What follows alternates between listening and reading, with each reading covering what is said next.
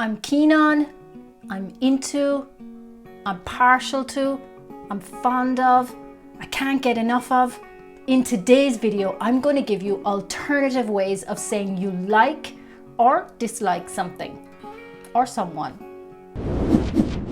Each piece of vocabulary today is slightly different in how and when we use it. So I'm going to go into the nuances of each of these expressions.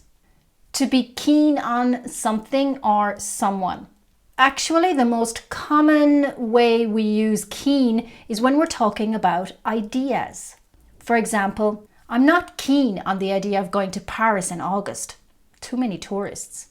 She's keen on having an ice sculpture at her wedding. We do also use keen a lot in the negative. My flatmate wants to have a party this weekend, but I'm not keen on the idea.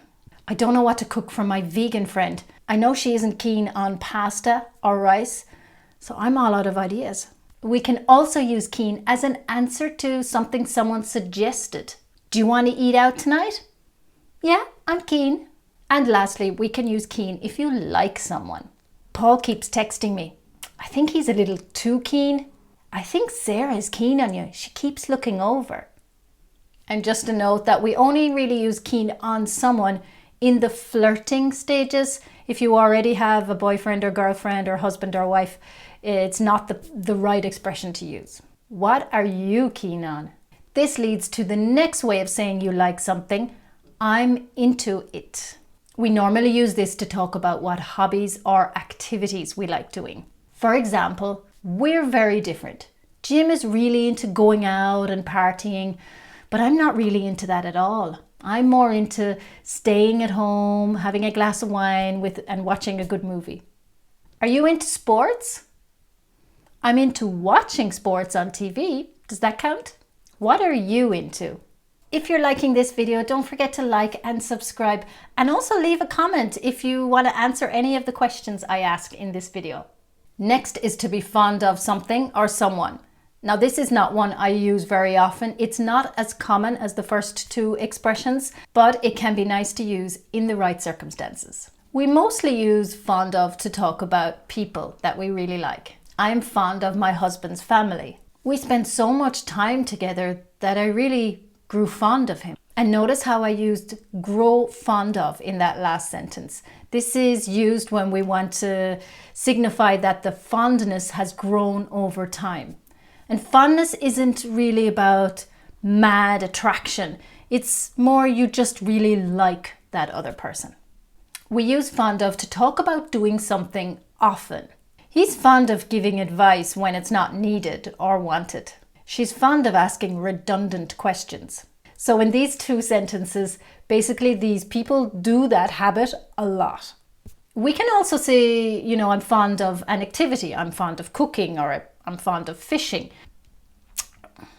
But if you're talking about an activity that's a little more energetic, then I would use a different expression. For example, I wouldn't say I'm fond of base jumping. I would say I'm into base jumping, or I'm crazy about base jumping, or I'm addicted to base jumping. But fond of is just a little milder. It's a little softer. Okay, next is to be partial to something. Now, I don't use this very often, but I really like how it sounds. And it's a little more advanced than the previous expressions.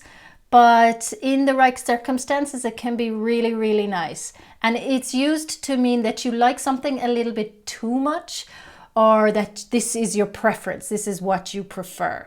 We can say, I'm partial to a little red wine on a Friday evening, which means you probably drink a little bit too much red wine on a Friday evening.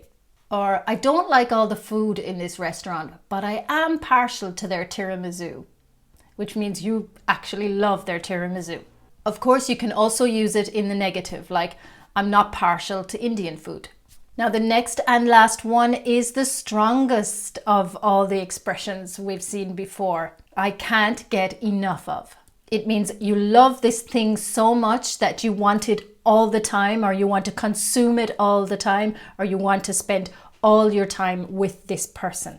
So it has elements of being addicted to something, or crazy or mad about something. You might have heard the song by Barry White, Can't get enough of your love, baby? Girl, I don't know why. Can't get enough of your love,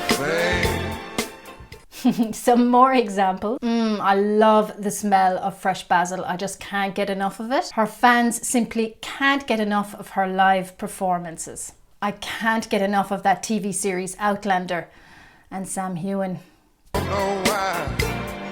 Can't get enough of your love, babe.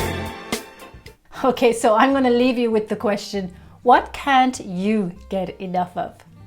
Ciao and see you in the next video.